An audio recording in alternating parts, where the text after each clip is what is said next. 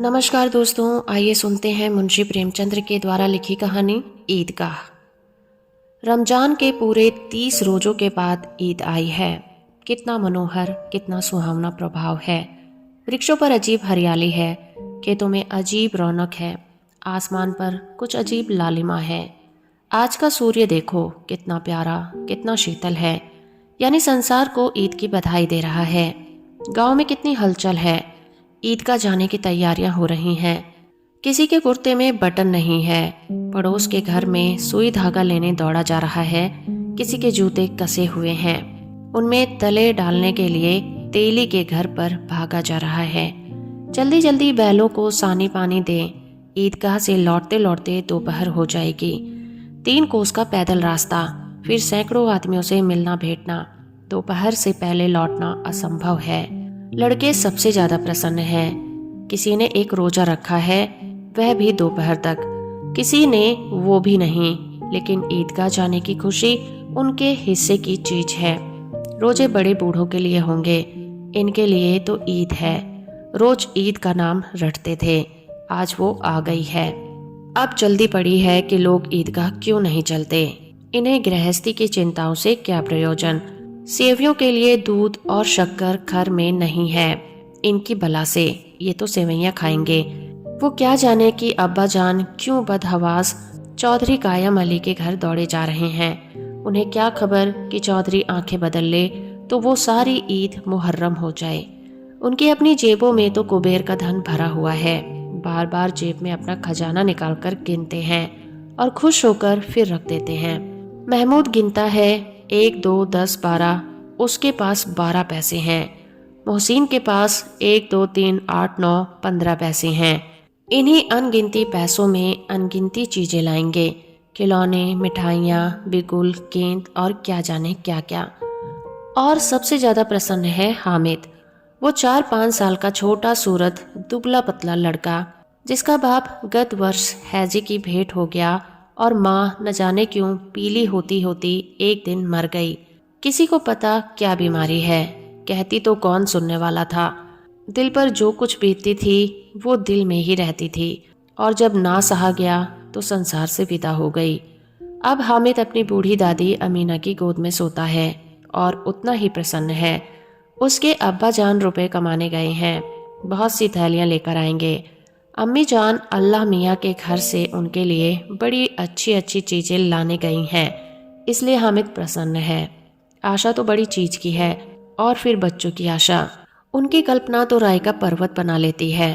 हामिद के पाँव में जूते नहीं हैं, सिर पर वो पुराने दुरानी टोपी है जिसका गोटा काला पड़ गया है, फिर भी वो प्रसन्न है।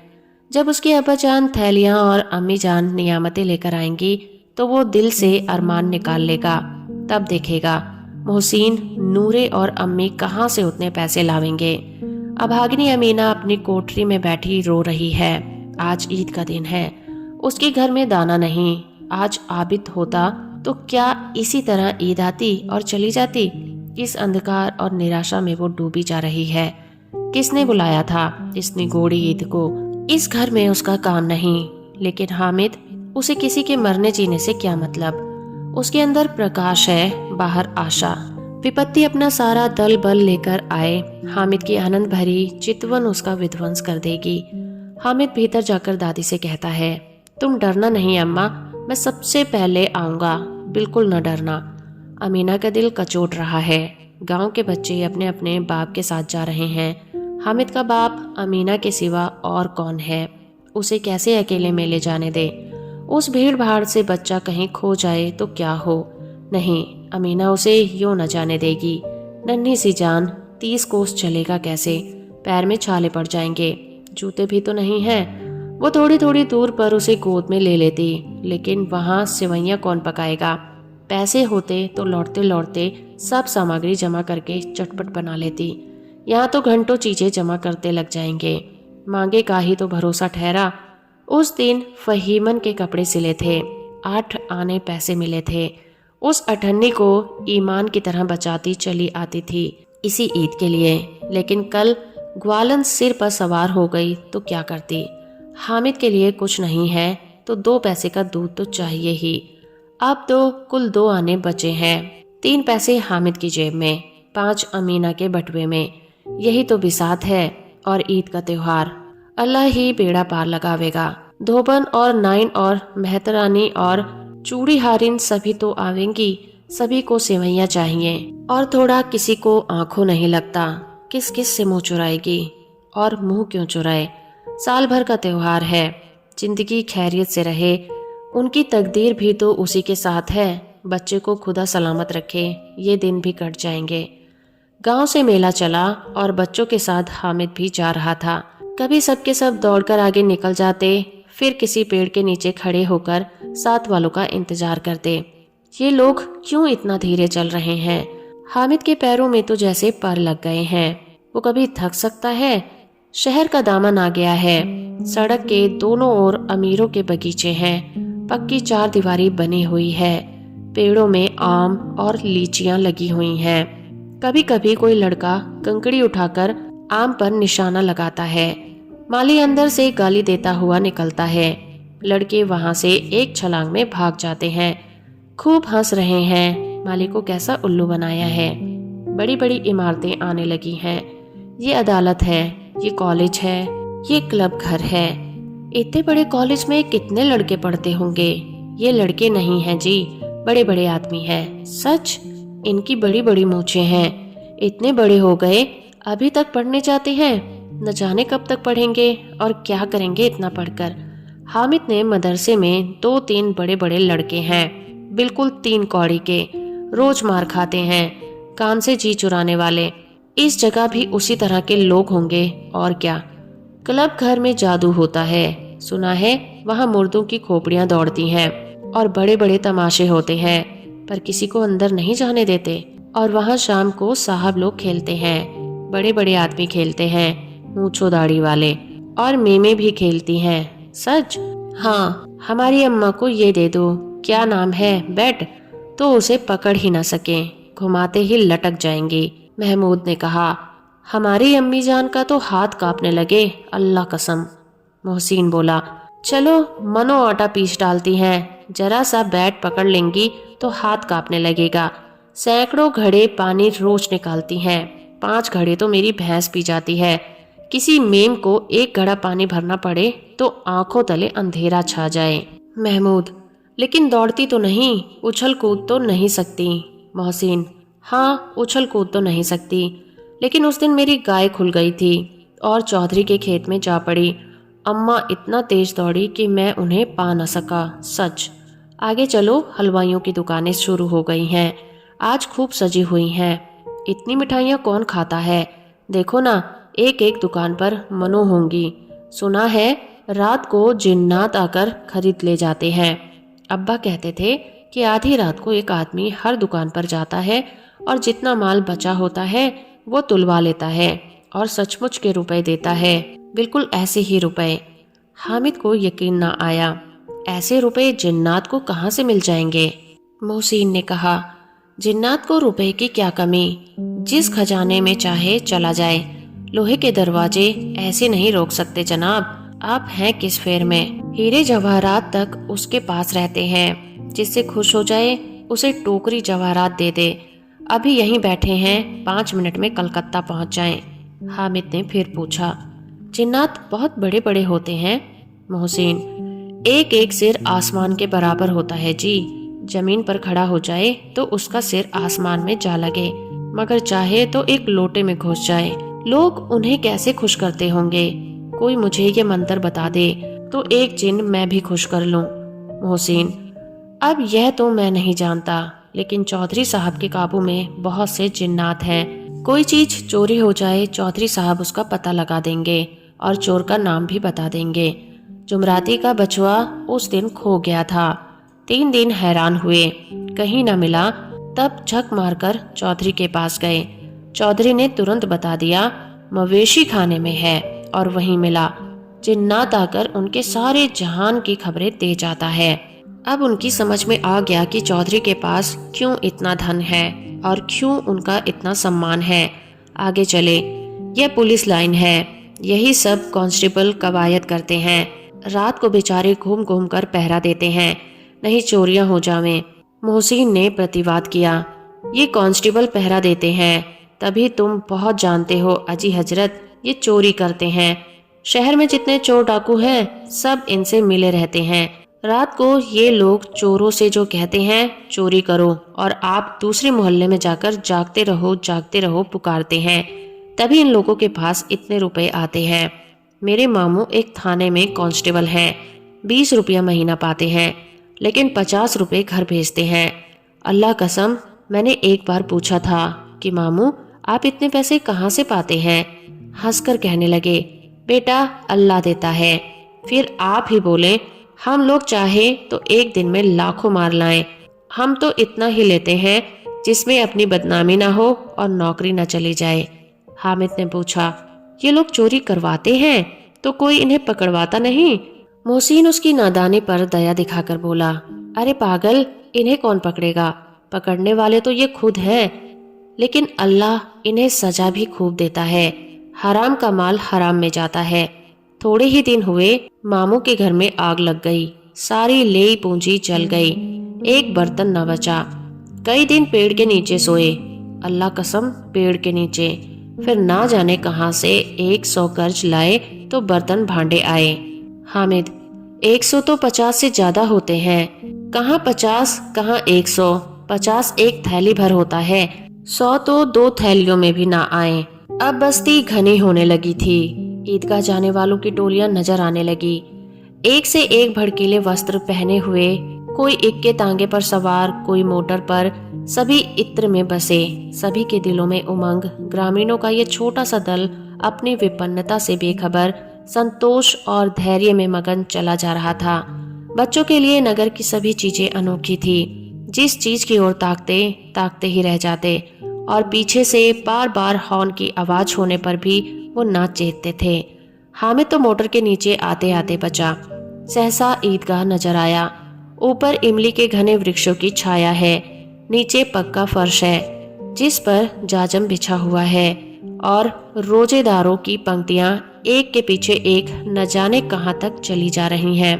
पक्की जगत के नीचे तक, जहां जाजम भी नहीं है, नए आने वाले आकर पीछे की कतार में खड़े हो जाते हैं। आगे जगह नहीं है, जहां कोई धन और पद नहीं देखता। इस्लाम की निगाह में सब बराबर हैं। इन ग्रामीण ने भी वजू किया और पिछली पंक्ति में खड़े हो गए। कितना सुंदर संचालन है, कितनी सुंदर व्यवस्था है। लाखों सिर एक साथ सिजदे में झुक जाते हैं, फिर सबके सब एक साथ खड़े हो जाते हैं, एक साथ झुकते हैं और एक साथ घुटनों के बल बैठ जाते हैं।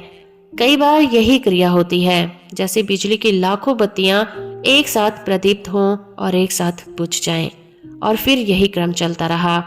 कितना अपूर्व दृश्य था, जिसकी सामूहिक क्रियाएं विस्तार और अंततः हृदय को श्रद्धा, गर्व और आत्मानंद से भर देती हैं। मानो भातृत्व का एक सूत्र इन समस्त आत्माओं को एक लड़ी में पिरोए हुए है। नमाज खत्म हो गई है, लोग आपस में गले मिल रहे हैं। अब मिठाई और खिलौनों की दुकान पर धावा होता है। ग्रामीणों का ये दल इस विषय में बालकों से कम उत्साही नहीं है। ये देखो, हिंडोला है, 1 पैसा देकर चढ़ जाओ। कभी आसमान पर जाते हुए मालूम होंगे तो कभी जमीन पर गिरते हुए। ये चरखी है, लकड़ी के हाथी, घोड़े, ऊंट छड़ों में लटके हुए हैं। 1 पैसा देकर बैठ जाओ और 25 चक्करों का मजा ले लो। महमूद और मोहसिन और नूरे और सम्मी इन घोड़ों और ऊंटों पर बैठते हैं। हामिद दूर खड़ा है। 3 ही पैसे तो उनके पास है, अपने कोष का 1/3 जरा सा चक्कर खाने के लिए नहीं दे सकता। सब चरखियों से उतरते हैं, सब खिलौने लेंगे। इधर दुकानों की कतारें लगी हुई हैं, तरह तरह के खिलौने हैं। सिपाही और गुजारिया, राजा और वकील, भिस्की और धोबिन और साधु, वाह कितने सुंदर खिलौने हैं। अब बोलना ही चाहते हैं। महमूद सिपाही लेता है, खाकी वर्दी और लाल पगड़ी वाला, कंधे पर बंदूक रखे हुए, मालूम होता है अभी कवायद किए चला आ रहा है। मोहसिन को भिस्ती पसंद आया, कमर झुकी हुई है, ऊपर मश्क रखे हुए है, मश्क का मुंह एक हाथ में पकड़े हुए है, कितना प्रसन्न है। शायद कोई गीत गा रहा है, बस मशक से पानी उड़ेलना ही चाहता है। नूरे को वकील से प्रेम है, कैसी विधमता है उसके मुख पर। काला चोगा, नीचे सफेद अचकन, अचकन के सामने की जेब में घड़ी, सुनहरी जंजीर, एक हाथ में कानून का पोथा लिए हुए। मालूम होता है अभी किसी अदालत में जिरह या बहस किए चला आ रहा है। ये सब 2-2 पैसे के खिलौने हैं। हामिद के पास कुल 3 पैसे हैं। इतने महंगे खिलौने वो कैसे ले? खिलौना कहीं हाथ से टूट पड़े तो चूर चूर हो जाए, जरा पानी पड़े तो सारा रंग घुल जाए। ऐसे खिलौने लेकर वो क्या करेगा, किस काम के? मोहसिन कहता है, मेरा भिश्ती रोज पानी दे जाएगा शाम सवेरे महमूद, और मेरा सिपाही घर का पहरा देगा। कोई चोर आवेगा तो फौरन बंदूक से फेर कर देगा नूरे, और मेरा वकील खूब मुकदमा लड़ेगा। सम्मी और मेरी धोबिन रोज कपड़े धोएगी। हामिद खिलौनों की निंदा करता है। मिट्टी ही के तो हैं, गिरे तो चकनाचूर हो जाएंगे। लेकिन ललचाई हुई आंखों से खिलौनों को देख रहा है और चाहता है कि जरा देर के लिए उसे हाथ में ले ले। उसके हाथ अनायास ही लपकते हैं, लेकिन लड़के इतने त्यागी नहीं होते हैं, विशेषकर जब अभी नया शौक है। हामिद ललचाता रह जाता है। खिलौने के बाद मिठाइयाँ आती हैं। किसी ने रेवड़ियाँ ली हैं, किसी ने गुलाब जामुन, किसी ने सोन हलवा। मजे से खा रहे हैं। हामिद बिरादरी से पृथक है। अभागे के पास 3 पैसे हैं, क्यों नहीं कुछ लेकर खाता? ललचाई आंखों से सबकी ओर देखता है। मोहसिन कहता है, हामिद रेवड़ी ले जा, कितनी खुशबूदार है। हामिद को संदेह हुआ ये केवल क्रूर विनोद है, मोहसिन इतना उदार नहीं है। लेकिन ये जानकर भी वो उसके पास जाता है। मोहसिन दाने से एक रेवड़ी निकालकर हामिद की ओर बढ़ाता है। हामिद हाथ फैलाता है। मोहसिन रेवड़ी अपने मुंह में रख लेता है। महमूद, नूरे और सम्मी खूब तालियां बजा बजा कर हंसते हैं। हामिद खिसिया कर रह जाता है। मोहसिन, अच्छा अब की बार जरूर देंगे हामिद, अल्लाह कसम ले आ। हामिद, रखे रहो, क्या मेरे पास पैसे नहीं हैं? सम्मी, 3 ही पैसे तो हैं, 3 पैसे में क्या क्या लोगे? महमूद, हमसे गुलाब जामुन ले जाओ हामिद, मोहसिन बदमाश है। हामिद, मिठाई कौन बड़ी नेमत है, किताब में इसकी कितनी बुराइयां लिखी हैं। मोहसिन, लेकिन दिल में कह रहे हो कि मिले तो खा लें, अपने पैसे क्यों नहीं निकालते? महमूद, हम समझते हैं इस चालाकी को, जब हमारे सारे पैसे खर्च हो जाएंगे तो हमें ललचा ललचा कर खाएगा। मिठाइयों के बाद कुछ दुकानें लोहे की चीजों की, कुछ गिलट की और कुछ नकली गहनों की। लड़कों के लिए यहाँ कोई आभूषण ना था। वे सब आगे बढ़ जाते हैं। हामिद लोहे की दुकान पर रुक जाता है। कई चिमटे रखे हुए थे। उसे ख्याल आया दादी के पास चिमटा नहीं है। तवे से रोटियां उतारती हैं तो हाथ जल जाता है।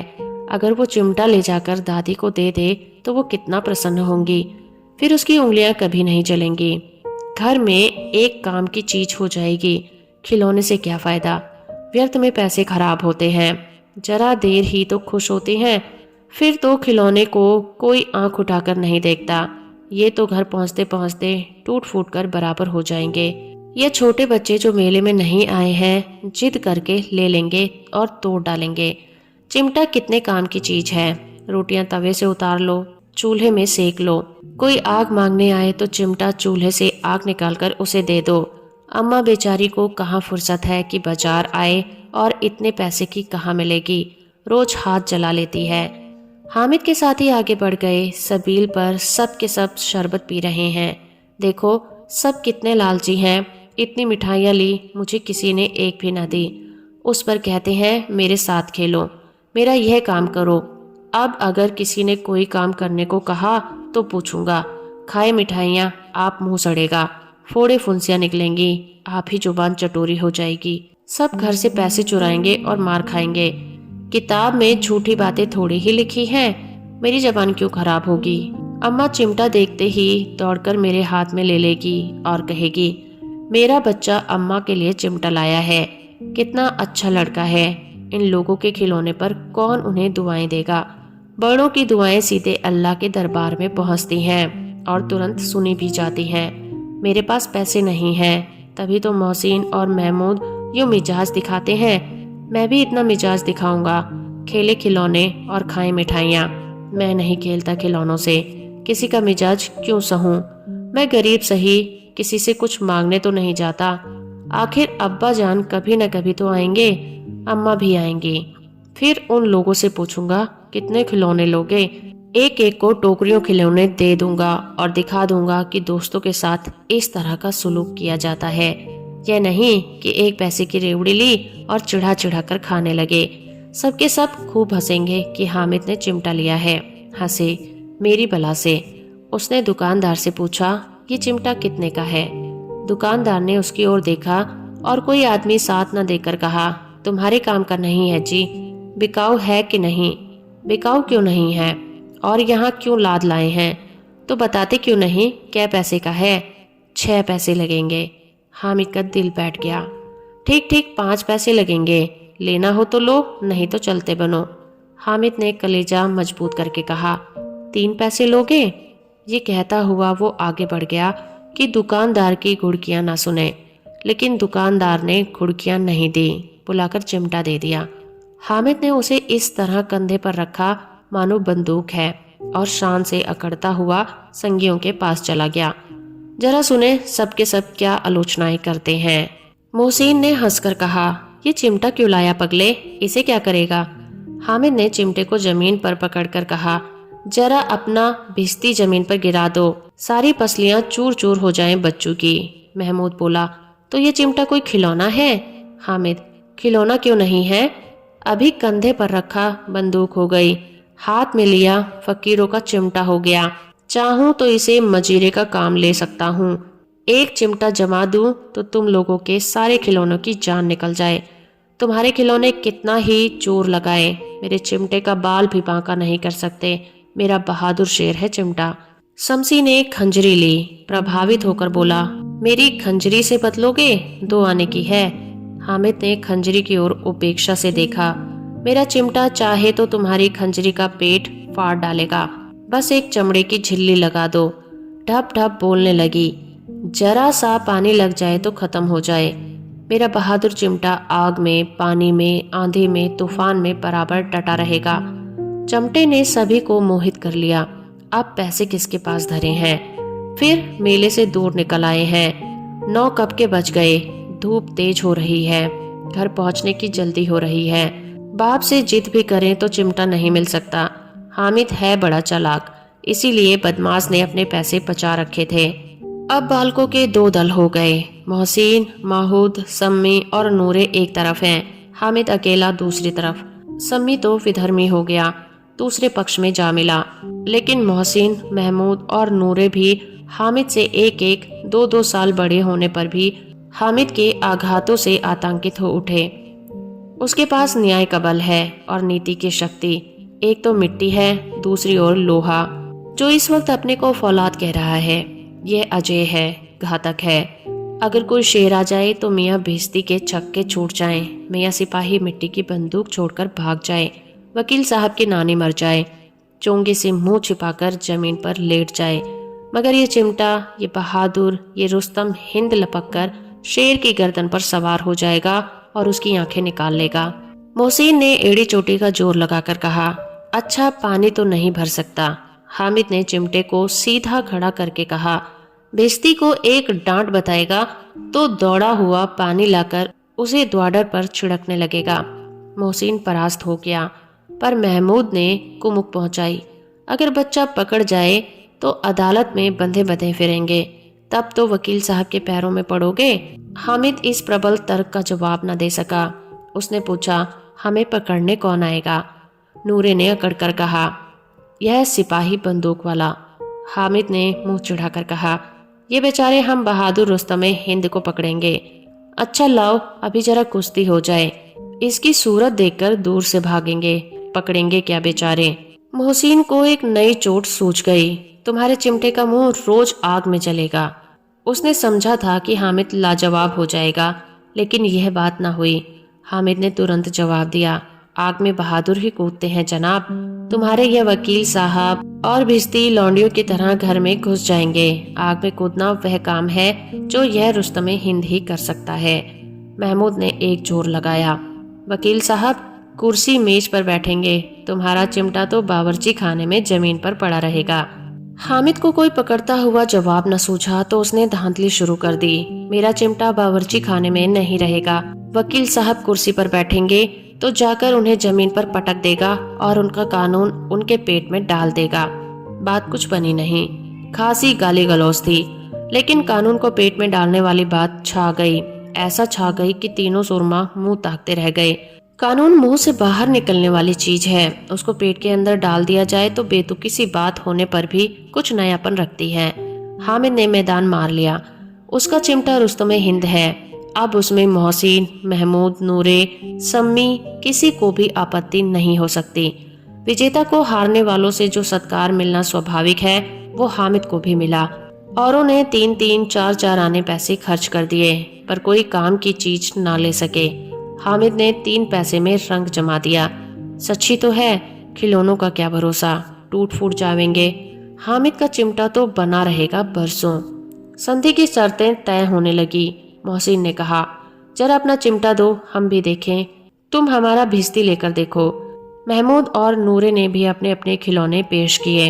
हामिद को इन शर्तों को मानने की कोई आपत्ति ना थी। चिमटा बारी बारी से सबके हाथ में गया और उनके खिलौने बारी बारी से हामिद के हाथ में आए। कितने खूबसूरत खिलौने थे। हामिद ने हारने वालों के आंसू पोंछे। मैं तुम्हें चिढ़ा रहा था, सच। ये चिमटा भला इन खिलौनों की क्या बराबरी करेगा। मालूम होता है अब बोले और तब बोले, लेकिन मोहसिन की पार्टी को इस दिलासे से संतोष नहीं होता। चिमटे का सिक्का खूब बैठ गया है। चिपका हुआ टिकट अब पानी में नहीं छूट रहा था। मोहसिन, लेकिन इन खिलौनों के लिए कोई हमें दुआ तो ना देगा। महमूद, दुआ को लिए फिरते हो, उल्टे मार ना पड़े। अम्मा जरूर कहेगी कि मेले में यही मिट्टी के खिलौने मिले। हामिद को स्वीकार करना पड़ा कि खिलौनों को देखकर किसी की माँ इतना खुश ना होगी जितनी दादी चिमटे को देखकर होगी।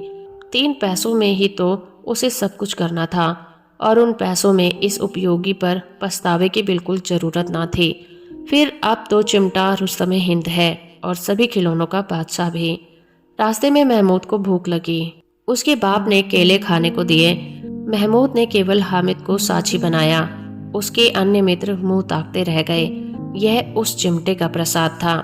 11 बजे गांव में हलचल मची। मेले वाले आ गए हैं। मोहसिन की छोटी बहन ने दौड़कर भिस्ती उसके हाथ से छीन लिया और मारी खुशी के जा उछली तो मियाँ भिस्ती नीचे आ गिरे और सुर लोग सिधार गए।